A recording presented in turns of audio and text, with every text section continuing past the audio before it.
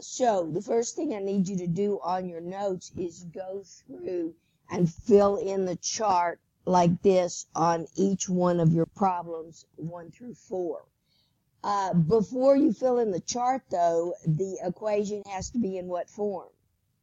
Standard form. So you put it in standard form, you fill in the chart, and you also fill in the quadratic formula on problems 1 through 4, and then stop.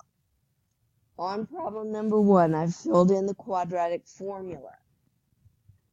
But right here, B is positive. The 6 is, the 6 is negative right here, but it's positive right there. What happened to the 6?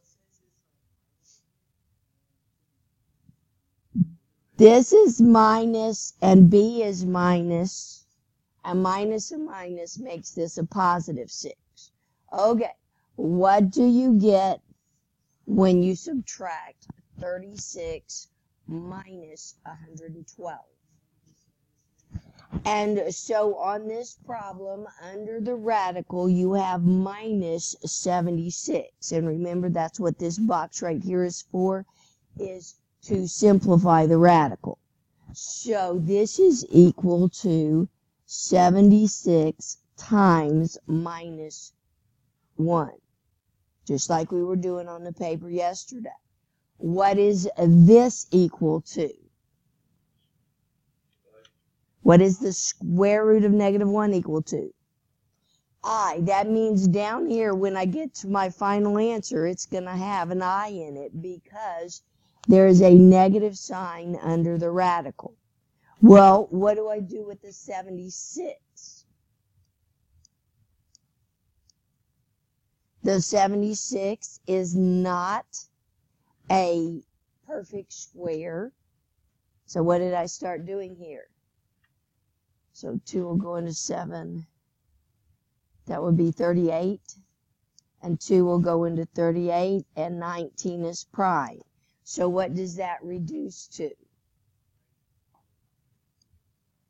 Have a pair of 2's, 2 square root. What is this equal to? And so there should also be an I right here because this is equal to I. So now that we have that simplified, we go back over here into the main box. This is 2I square roots of 19. That's equal to this part right here. Do you see that this line goes all the way across? Some people are a little bit confused about that. That means that everything up here is divided by 8. Not just the 6, not just the 2, but all of it. And I believe it might be, then there's a little bit more simplifying you can do. Is there a GCF between 6 and 2 and 8? They all divide by 2. So we're going to divide all of those by 2. What's 6 divided by 2? And what's 2 divided by 2? And what's 8 divided by 2? And so that's going to give me my final answer. X is equal to 3 plus or minus the square root of 19 divided by 4. On problem number 2, did you fill in the chart? Did you fill in the quadratic formula correctly?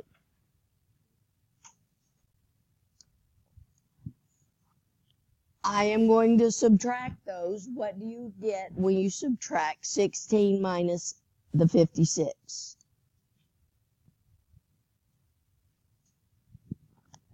And do you see that has a negative sign? That means that's equal to the square root of 40 times the square root of negative 1. But what's this equal to? That means down here when I get to my final answer, there's going to be an I in it. Well, what do I do with the 40?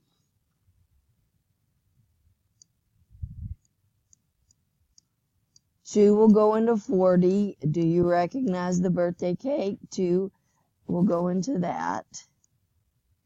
And I have a pair of 2's. The 40 is 2 square roots of 10. And because of this, there's an I in it because this is equal to -1.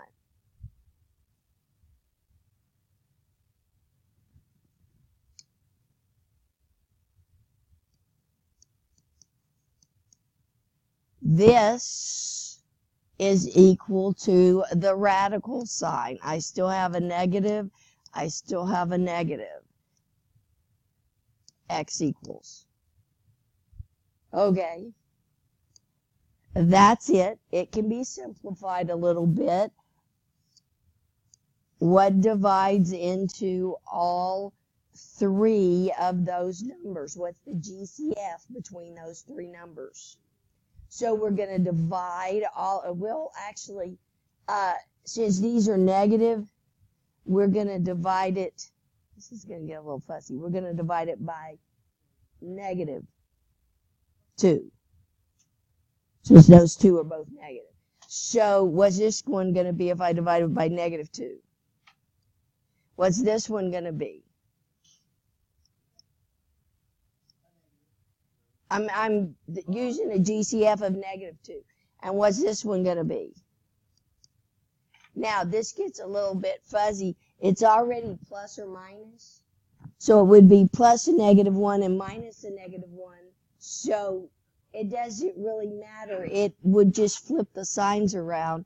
So we're already adding a -1 and subtracting a -1. Don't get real hung up on this.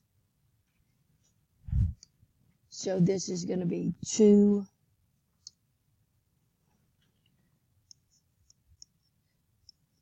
plus or minus square root 2. So that is your final reduced answer. No, there's no -1 because you can, to show that it's a -1, you are subtracting. And then you're subtracting a -1. Well, what's subtracting a negative? So instead of plus minus, it's minus plus. Well, does that mean the same thing? Yeah, you can put minus plus if you want to show that that's a negative. Don't get hung up on that sign right there. Before I fill in my chart, what did I have to do on this problem right here? Is problem number 3, before you can fill in this chart, did you add 2x to both sides? So in standard form, this would be 2x squared plus 2x minus 40 equals 0. So before you fill in the chart, you have to make sure it's in standard form. And then when you fill in the chart, these are the answers that you should get. And so over here, when you fill this in, this minus is from the quadratic formula. This minus is from the minus 320 right here. What is minus a minus? And so what do you get when you add those together?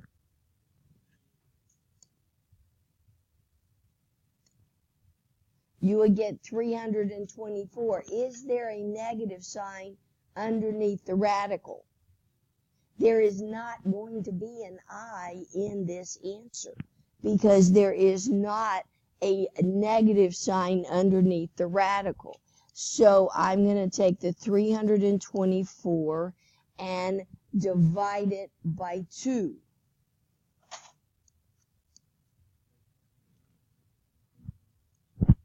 I'll get there. And 2 will go into 162 how many times? and 3 will go into that, and 3 will go into that, and 3 will go into that, and I'm running out of room. And we have a pair of 2's, and we have a pair of 3's, and we have another pair of 3's. 2 times 3 times 3, and what was left over? Nothing but 1. I do not want to see this on your paper, because what is the square root of 1 equal to? This is not equal to an I. This is not a negative 1. This is a positive 1. What is the square root of positive 1 equal to? It's equal to 1. And so what is that when I multiply it together? 2 times 3 times 3. That is equal to the number 18. Is there a square root on the number 18? It is the number 18 without a square root. 324 was a perfect square number. You could have skipped this whole birthday cake by just taking the square root of 324 and getting the number 18. But if you didn't see that it was a perfect square, you can get to the same place with the birthday cake. So back over here, this is -2 plus or minus 18 divided by 4. Again, that's not the answer. There are no radical signs. There are no i's. So you should be able to reduce these two simple numbers, either simple whole numbers or simple fractions. So x is equal to -2 plus 18 divided by 4. I do this final step here because there are no radical signs left and there are no i's left. And this can also be equal to -2 minus 18 divided by 4. So this first answer is going to be 4. And the second answer is going to be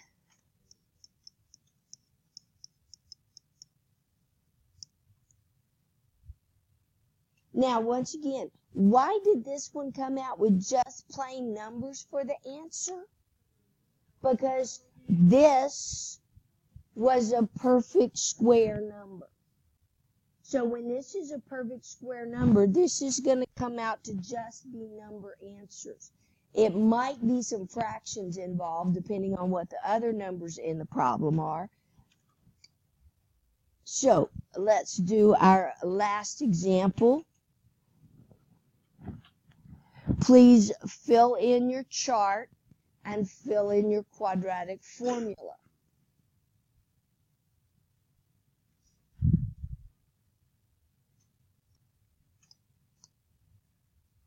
After you fill in your chart, again, what do you remember about b squared?